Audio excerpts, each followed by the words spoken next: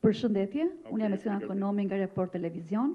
Jam e sigur që gjatë takimeve tuaja jeni informuar për kërkesën e fundit të SPAK-ut për të arrestuar zëvendës kryeministre Belinda Balluku, kërkesë që ka ardhur në kuvent një muaj më parë dhe akoma deri në sot kuvendi nuk e ka autorizuar SPAK-un. Do ta përfshini këtë ngjarje në raportin tuaj për kolegët europian dhe nëse po me çfarë vlerësimi do ta përfshini këtë ngjarje? Faleminderit.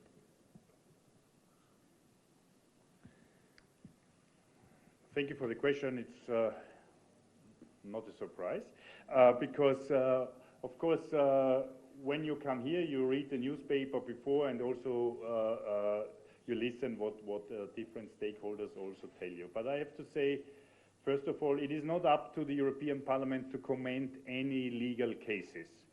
And this is, I think, it is also a good European, not attitude, but standard, to have institutions which have to work on it. And that's, in this case, is SPAC and the other institutions, and they have to do whatever, due to their findings, they see it based on the law which founded them as necessary. And therefore, we said also, all the institutions have to support the work of SPAC, but it's not up to the Parliament, of course, to, especially not for the European Parliament, to intervene or to make a comment on any specific case. And as you asked me also about the Albanian Parliament, I'm also sure that in this composition, the Albanian Parliament will take the discussion and the decisions they need to take in the due time, which also the constitution or the parliamentary rules have foreseen for the issue.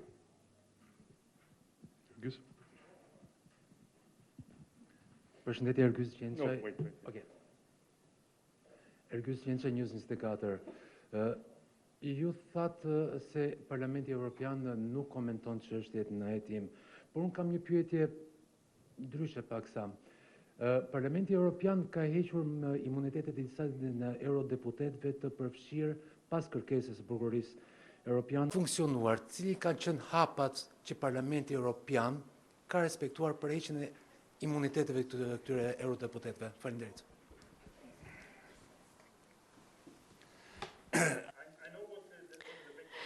Unë e kuptoj dhe kontekstin e pyetjes tuaj, por nuk duhet të harrojmë që rregullat për këtë çështje janë pak a shumë të njëjtat në standarde në vende të ndryshme dhe në parlamente, por pak a shumë. Pra ka edhe diferenca, mund të kenë bëjnë me faktet kohore, me çështje procedurale e me gjëra të tilla. Pra mund t'ju them që Parlamenti Evropian thjesht ka ndjekur rregulloren e vet kur vjen një kërkesë e tillë. Ka një afat kohor dhe komisioni përkatës parlamentari diskuton këto çështje dhe natyrisht ajo çohet në seancë plenare sipas afateve kohore që parashikohen. Pra, kjo është e njëjta gjë dhe për Parlamentin Austriak, në të cilin unë kam shërbyer për një kohë shumë të gjatë edhe si kreu i grupit parlamentar të partisë time dhe jemi marrë me çështje të tilla. Sigurisht që në disa raste mund të merren vendimet shpejt, në disa raste të tjera duhet të shihet dosja me vëmendje, kështu që unë këtu mësova që ka një afat kohor i cili nuk ka përfunduar. Kështu që mendoj që nuk është momenti për të bërë komente, pasi jam tërësisht i sigurt dhe mendoj që për këtë na kanë siguruar dhe të gjithë aktorët në Kuvendin e Shqipërisë që janë shumë të ndërgjegjshëm për përgjegjësitë e tyre dhe që do të marrin vendimet që do duhet marrin.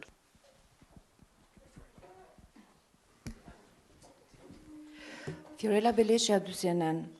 Ju keni takuar të gjithë aktorët politik dhe zyrtarët të shtetit. Jemi një situatë ku vërtet Shqipëria duhet kryej një sër reformash për shkuar drejt Brukselit, por edhe një kriter është i rëndësishëm, kriteri politik. Duke që ky kriter politik të paktën në realitet nuk po funksionon në Shqipëri, ku opozita ka dalë në protest, kërkojnë qeveri teknike, majoranca thotë që ne do të miratojmë të gjitha reformat me apo pa opozitën, madje ligji që kërkon integrimi, majoranca me në krye kryeministrin Rama ka thënë që ne do të miratojmë pa i diskutuar, pasi duhet që do ecim përpara. Pasi keni takuar, të paktën sipas perceptimit tuaj, kush nuk e do dialogun politik, Partia Socialiste apo Partia Demokratike? Dhe a jemi në kushten, për aq sa ju keni kuptuar nga politikanët, a jemi në kushte kur Shqipëria duhet të shkojë drejt një qeverie teknike? Faleminderit.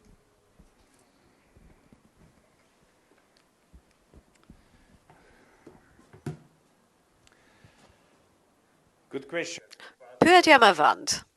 Por, sigurisht që unë mund të kem një mendim për shumë gjëra dhe mendoj që kjo është edhe një gjë që është e rëndësishme, që si politikan ti ke mendimin tënd personal, mendimin tënd politik, ke vlerësimin, ke idetë e tua. Por, duhet të përmbushësh gjithashtu edhe rolin tënd institucional.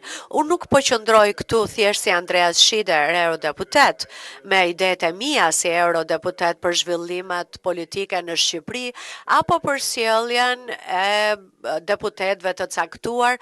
Unë qëndroj këtu si relatore apo raportuesi në Parlamentin Evropian nga Komisioni parlamentar për çështjet e jashtme. Pra, këtu nuk është për çështja për mendimin tim personal, por mund të formulohet në një kuptim më të gjerë. Dhe ky kuptim më i gjerë është ky që ne si Parlament Evropian, dhe e kemi vendosur këtë gjë dhe në raportet e mëparshme, që ne mendojmë që ka ardhur koha tashmë që kultura politike në Shqipëri të bëjë një hap përpara. Çfarë do thotë kjo?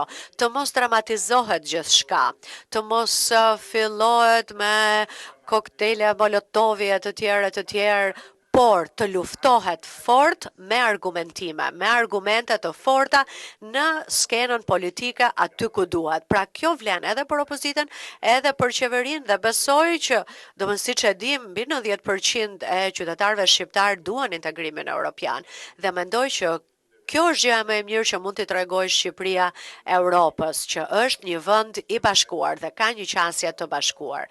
Dhe unë mendoj që bashkëpunimi brenda kuvendit për disa çështje po ecën goxha mirë, për shembull mësova kohët e fundit edhe që ka unanimitet për disa çështje të politikës së jashtme dhe do të uroja shumë dhe do të doja shumë që edhe çështjet të tilla europiane të sjellin edhe ndryshimin e kulturës edhe në çështje të tjera. Pra, përmirësimi i kulturës politike është njëra gjë.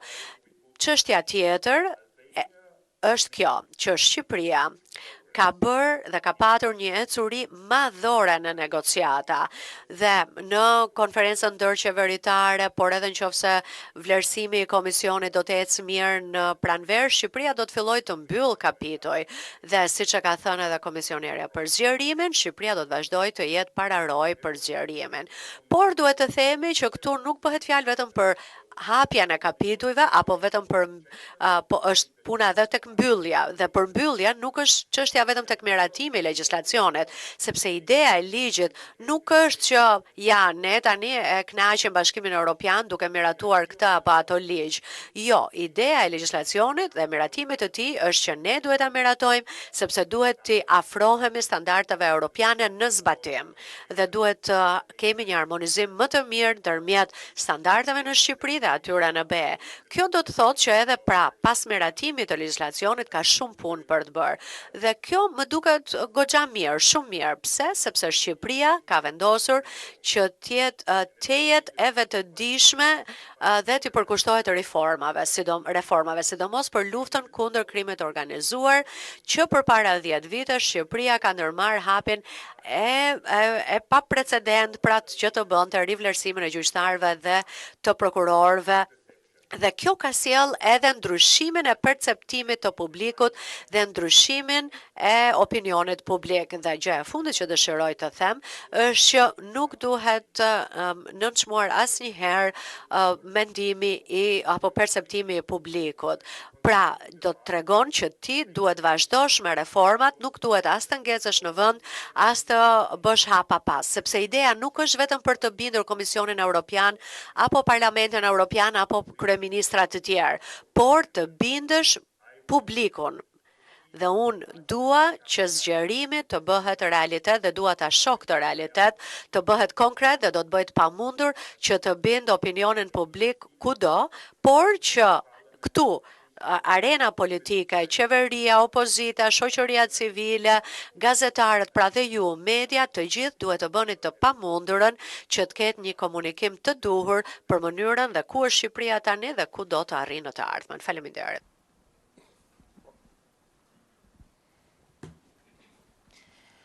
Geriola Hate, Top News. Një pyetje sa i takon masave të sigurisë të arrestit me burg, ka pasur pretendime nga aktorë të ndryshëm në vend të cilët pretendojnë se niveli i personave të cilët qëndrojnë në qeli pa një vendim gjyqësor të formës së prerë është shumë më i lartë krahasuar me standardin e Bashkimit Evropian. Ju çfarë qëndrimi keni për këtë çështje? Faleminderit.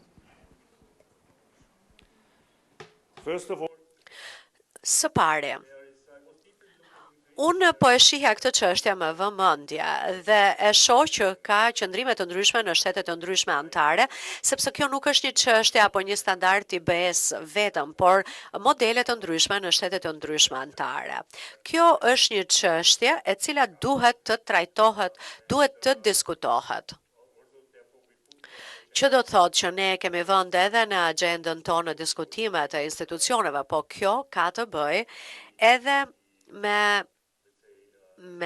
të themi edhe me edukimin e magjistratëve, natyrisht edhe me vakancat që ka sjell procesi i rivlerësimit, një proces i cili ka qenë shumë i thellë dhe është dashur që vakancat të plotësohen me magjistrat dhe një proces që po vazhdon, kështu që sa më shpejt që të ndodhë, aq më mirë do të jetë. Isa Mizura nga Ora News. Ju pak më herët e përmendet Molotovin që është përdorur në protestat e opozitës. Pyetja ime është shumë e drejtë për drejt për Parlamentin Evropian, për juve si raporter, më e rëndësishme është një demokraci me Molotov apo një stabilokraci me kupolin e qeverisë të akuzuar për korrupsion? Faleminderit.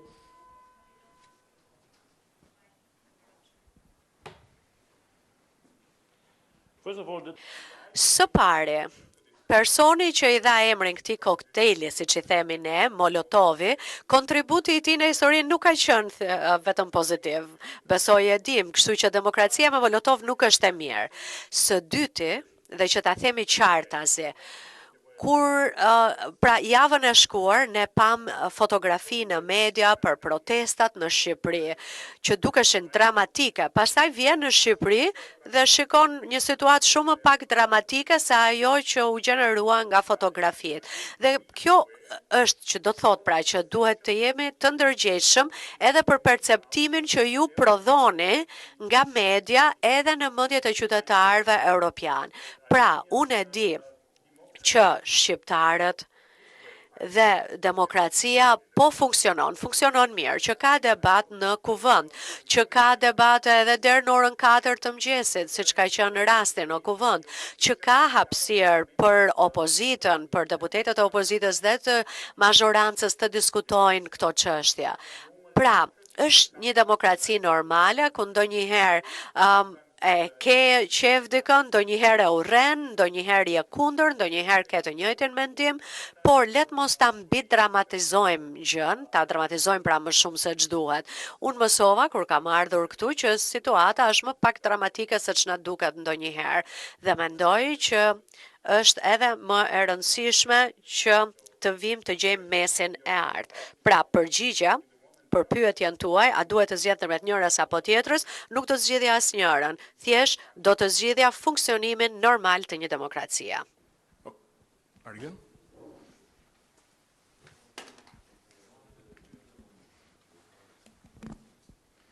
Mariglen Kume nga Macenat. Referuar një dosje të prokurorisë së posaçme, Spakut, për Akshin, kryetari i opozitës në Shqipëri, Zoti Berisha, ka denoncuar se ky grup i strukturuar kriminal i etiketuar, i cilësuar kështu nga Spak, ka eksportuar të vendet armike ose të grupet armike të NATO-s, informacionet të NATO-s që i disponon edhe Shqipëria. Në këtë këndvështrim, është parë si shqetësim nga Bashkimi Evropian, nga ju kjo çështje, ky denoncim? No. Jo. Së pari, përgjigja e shkurtër është jo. Së dyti, ju lutem, mos më bëni pyetje për gjithçka që thot Berisha dhe që unë bëj komente për gjithçka që thot ai, sepse edhe unë pastaj do më duhet të dal nga roli im institucional. Tjera pyetje?